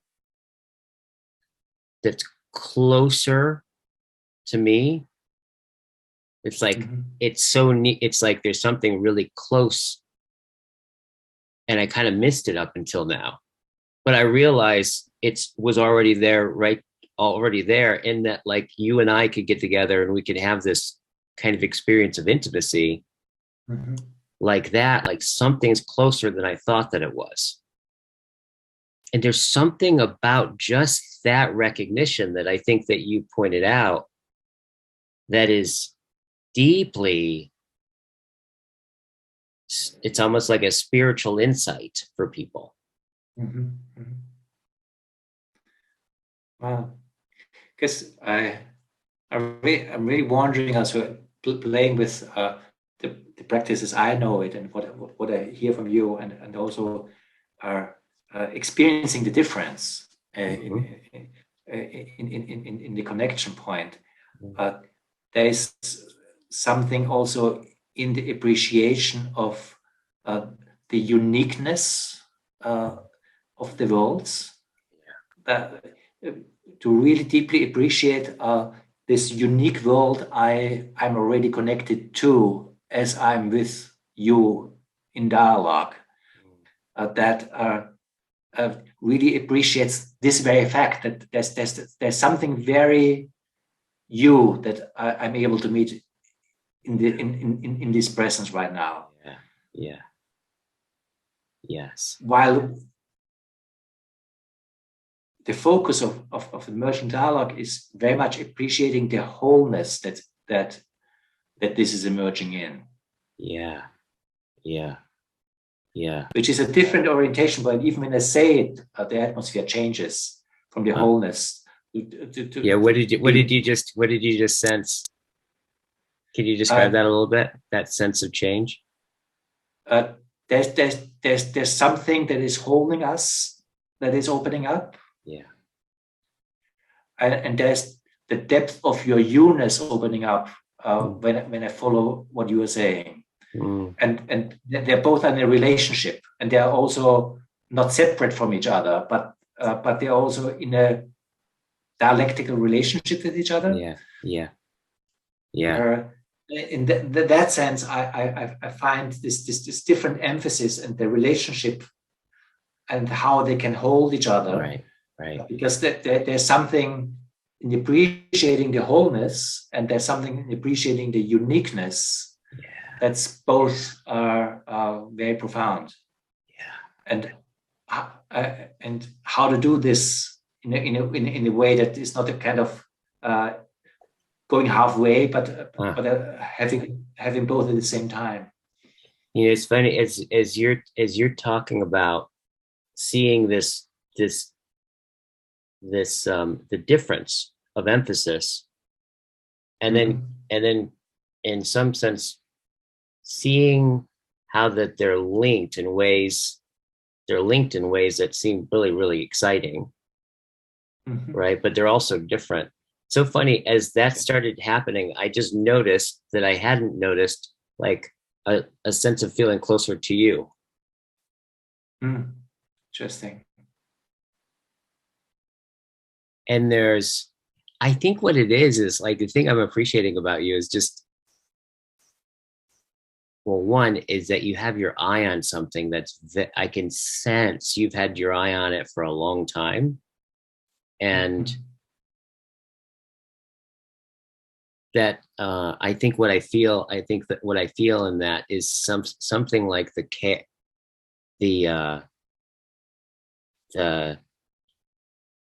and I want to get closer to it. There's a sense of like, there's seeing it, but then there's how I see it is by wanting to get closer to it is like, whatever it is that you've just been caring about all these years, right? That has you open to even this conversation, to Heidegger, to there's something really, really rich about you, and unique. And I just notice as I get closer to it and I see it more with you, and as you kind of bring your attention over into my world, and then you bring that way of gathering things together into what I'm expressing about my life, I'm getting the benefits of this insightfulness that you're seeing, where you're seeing things that like I've been experiencing for years. And I'm like, oh, there's it was. I very much can relate to that. And there's also, to name that too, an irritation factor that I'm aware of, that I don't know how to hold this together. It's kind of, there's a friction point that is exciting, but threatening in the same way, because I don't know how to hold this. I find it very intriguing how to hold it, but there's also very much a sense I don't know how to, like I have to maneuver between one and the other, because it has not found its integration. Yeah, totally. Which is exciting and threatening at the same time. It sounds like exactly where you like being. Yeah. Yeah. I was thinking That's about cool. this. If we say like if we say something like the I thou, and we were to put a Mm-hmm. hyphen between the I and the thou, Mm-hmm. in some way, wouldn't the wholeness be the hyphen?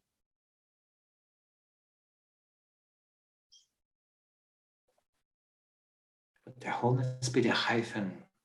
Because in some sense, Heidegger, I Mm-hmm. mean, on one level, all he was trying to do his whole life is is articulate the hyphen, right, between all of his words, right? To speak the hyphen, it's like the hyphen itself. And I'm getting this sense of like this shift from uniqueness, the encounter with the thou, right? And its uniqueness, its otherness, right? And the I that arises with the thou, right? And that encounter, and this emphasis of like shifting emphasis to the whole,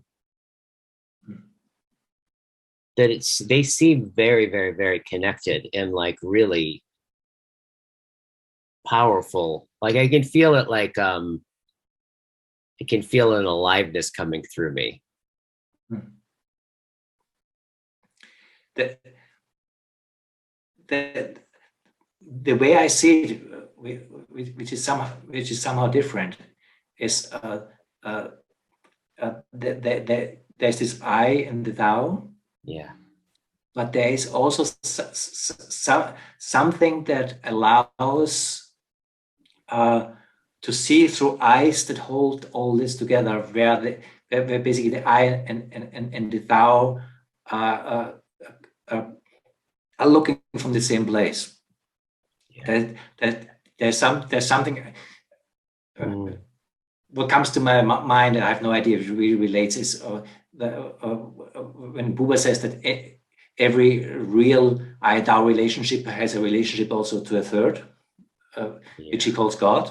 Yeah. Uh, Yeah. and that all of a sudden my non being separated from that, or our not being separate from that, becomes visible in Right. this. Right. Yes. That Yes. it doesn't take away from the I thou, but there's something which we are not separate also from, Yeah. becomes visible as being not separate from Yeah. who one really is. Right. And that is this other dimension, without losing that there is also this I thou as an integrate part of it, Yeah. because that makes us to very significant degree so human, the capacity to hold this. Yeah. Right. Right. Yeah. And I would say, playing off on that, the capacity, what makes us human, right, is precisely in our capacity to hold this. And right in because of that capacity, our capacity to be oblivious to it as well, right? In this sense, Say say it like again. in the capacity to hold this, right, which Yeah, is what I heard you say is part of the part of what it is to be human, is to have a capacity to hold this. yeah, But in that very capacity, right, is also the capacity to be oblivious to it as well. So there's yeah, this kind of like, there's this way where this hiddenness, this concealed, this revealed, yeah, yeah. this place. But I'm really curious about, just in the sense about, I don't know if I've ever thought about it explicitly until this conversation with you, but something about what is the relationship as such, just between wholeness and uniqueness. Mm-hmm. There's it, I'm there's that sense of, if we say uniqueness maybe is in the same ballpark as something like suchness, right? The particular suchness. And wholeness is something like moreness. I know John and Christopher have really developed this idea of bringing these two together. I wonder if we're talking about something similar. What do you think? It will flow for me somehow different, because I see the suchness and the moreness in the individual, in the uniqueness. That there's a moreness in that too. Yeah. And there is also a suchness and a moreness in the wholeness. Yeah. Because there is also in the wholeness both dimension of such and more. Right. That in itself is the emergent process. That's wholeness emerging. Yeah. But it holds both dimension, and it's held by that, because there's something, and maybe that's too philosophical, but that is partly how I see it, in this uniqueness, particularly in this human uniqueness. Yeah. Yeah. There's this particular capacity of choice. So uniqueness and the capacity of choice.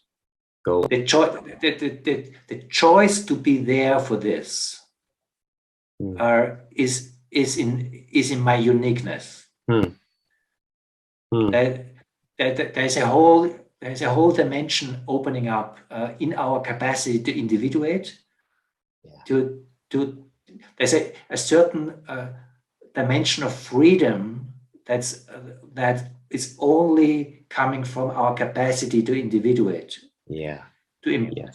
Because we can embrace wholeness. We are not just basically thrown into wholeness. Yeah. As we are just thrown into wholeness. Yeah. We are also thrown into wholeness, but we can basically separate from it. We have a choice to separate and say, no, I don't participate in wholeness. Yeah. But there's because of this capacity of choice, there is also the capacity to appreciate and choose it.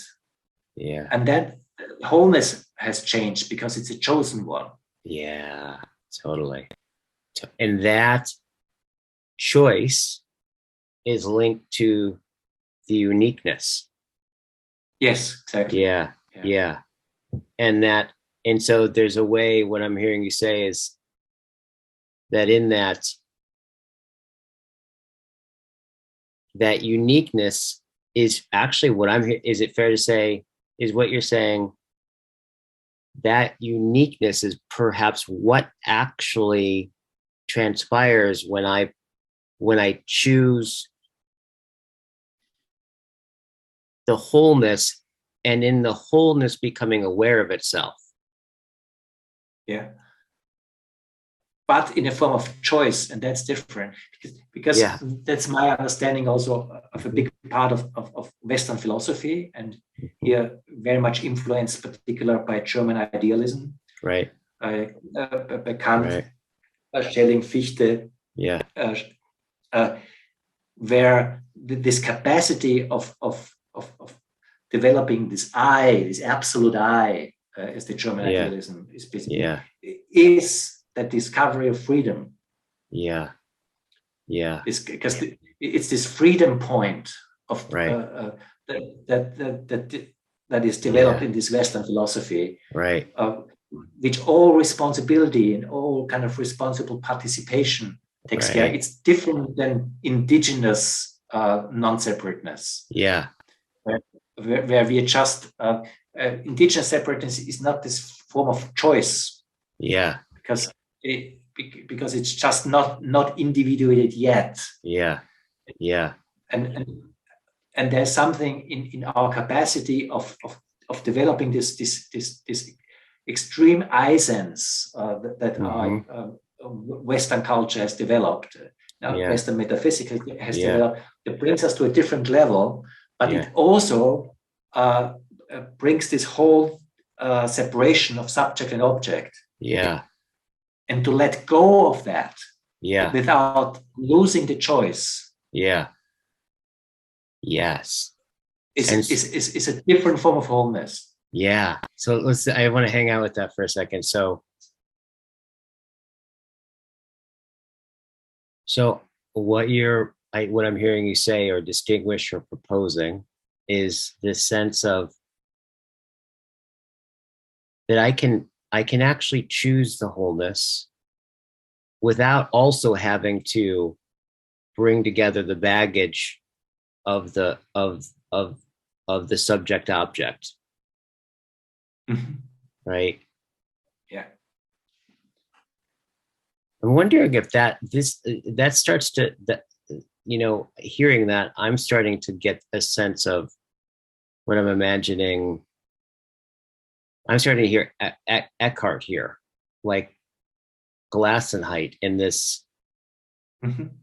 in some sense, this willing, right? Like being willing, not willing, mm-hmm. in that sense of allowing, mm-hmm. like mm-hmm. an allowing kind of sense about it, that that's a choice.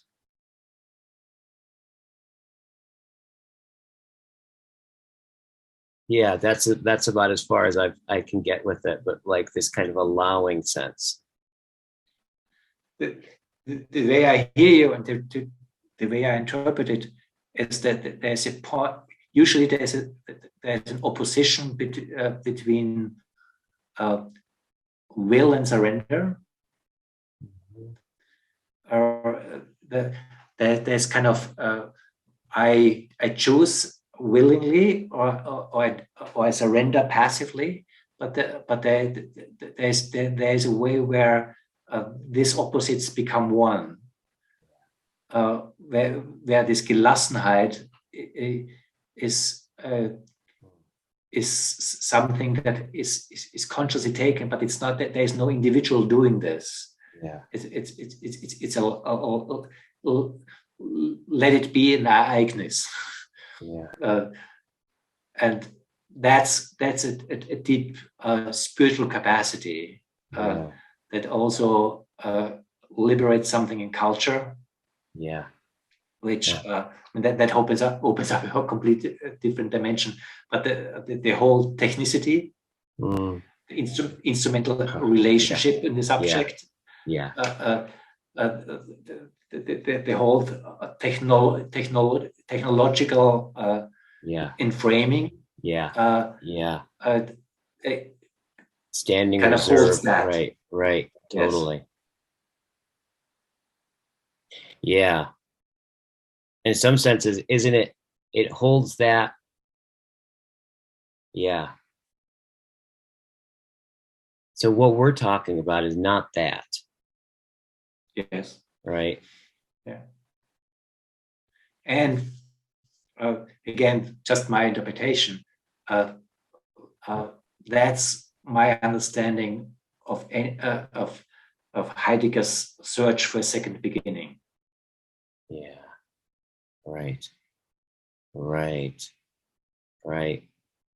That's how I understand it. When he's searching for the second beginning, it's the capacity for that. Yeah. Which, to bring that also, is a reopening of the sacred. Yeah. In that, so that's my understanding, and that's where I just feel deeply connected to as I read him in his longing of the second beginning, after the whole go through to basically technology being the end of metaphysics. Right. And it's funny when he said his longing, I'm wondering is that, are you seeing his uniqueness?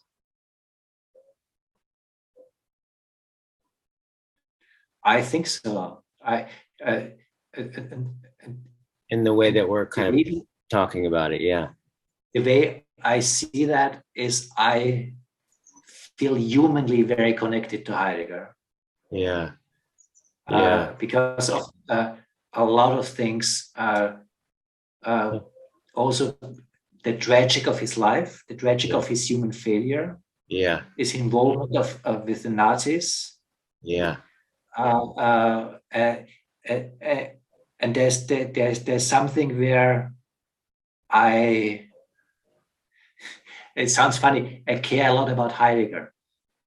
Yeah. Yeah. There's maybe a hubris in that, but there's also a longing to liberate Heidegger. Yeah. Huh. Interesting. So it sounds like very much. Is it fair to say that that's in some sense, because that feels very personal to me. Like there's a real personal longing that you see in him, right? And for a lot of different reasons, right? You care about him. Mm-hmm. Yeah, totally. And in the way to care about him, it sounds like is, in some sense, is to liberate, is to continue his project in some way, right? Exactly, because this caring about him has this personal, it's really personal the way I feel it.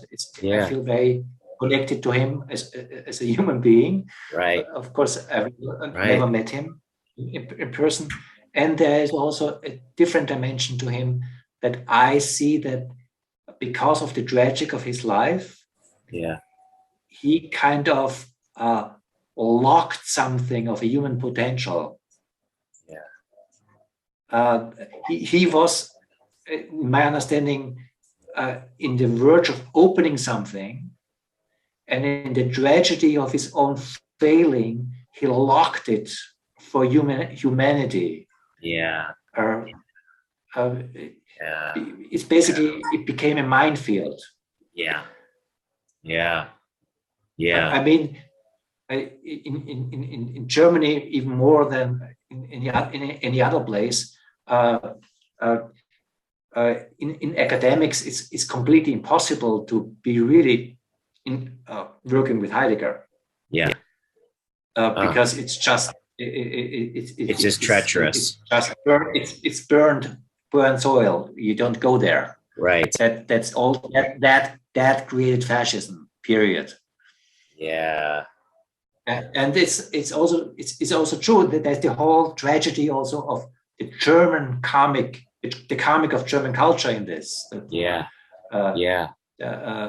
it has many layers. This. Right. The whole karma of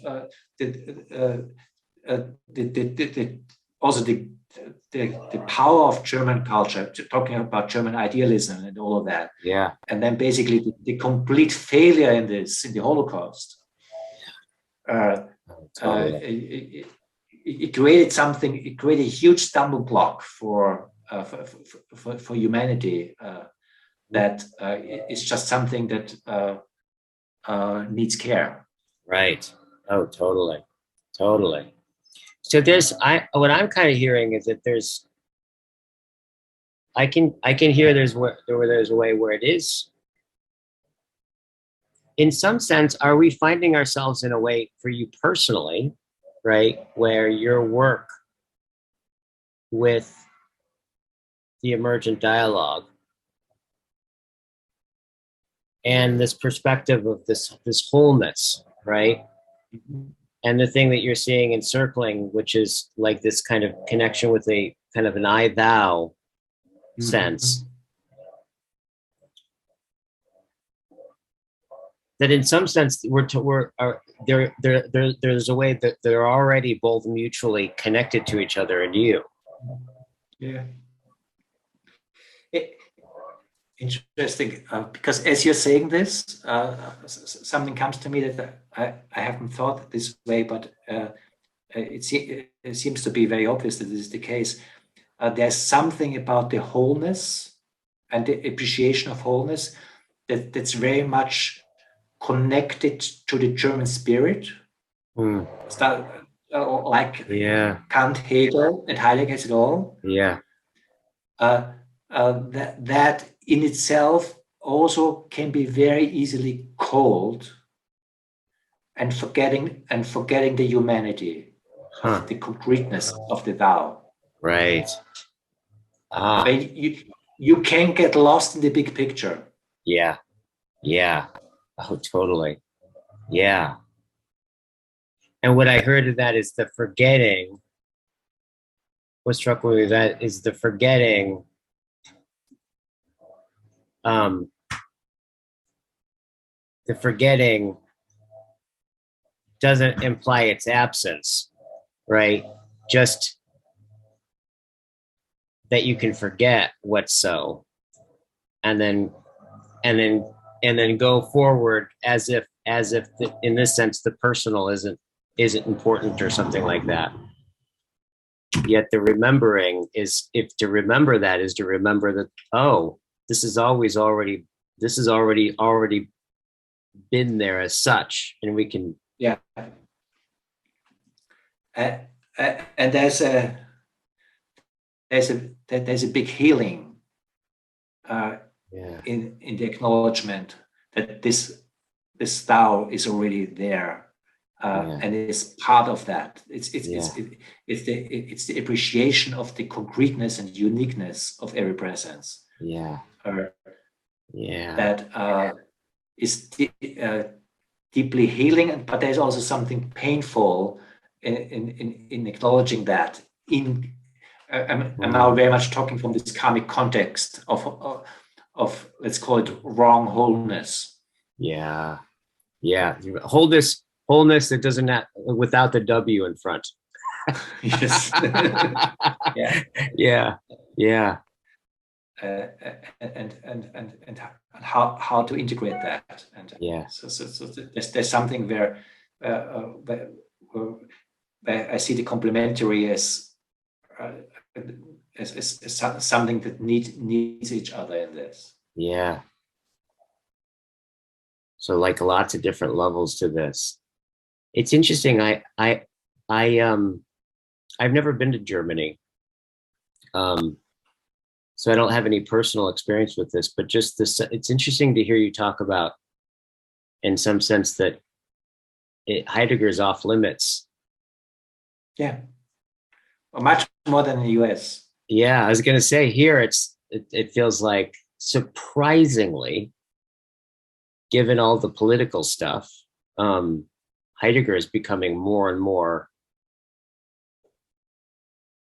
like who people are paying attention to. But in Germany, that's not the case. Which brings me to the absurd situation that I'm reading literature about the fourfold in English because it's not written in German. What a trip. What a trip. Huh. Because it's toxic here. Yeah. It's just toxic. Also for rightful reasons. I mean, it's just karma is real.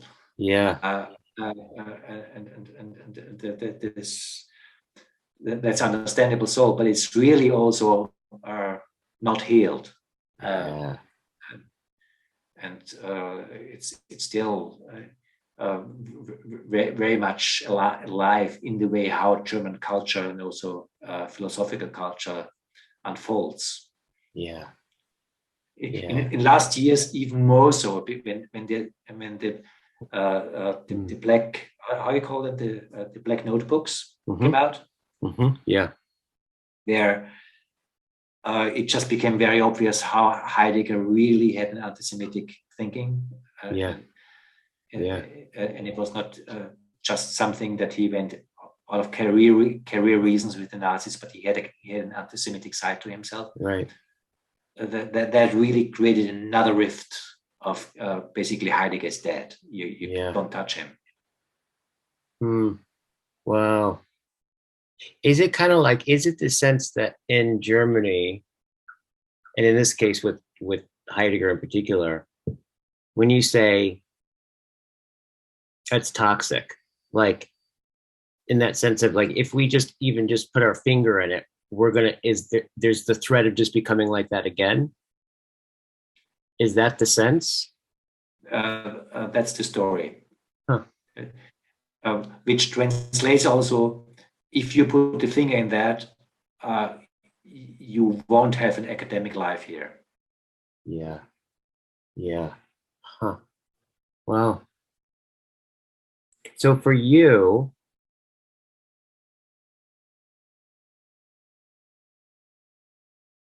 God, that makes it just has me. I mean, I'll have to. I have a feeling I'll be thinking about this for a while. Well, I'm starting to appreciate the complexity, right? Of just when I put myself in your position,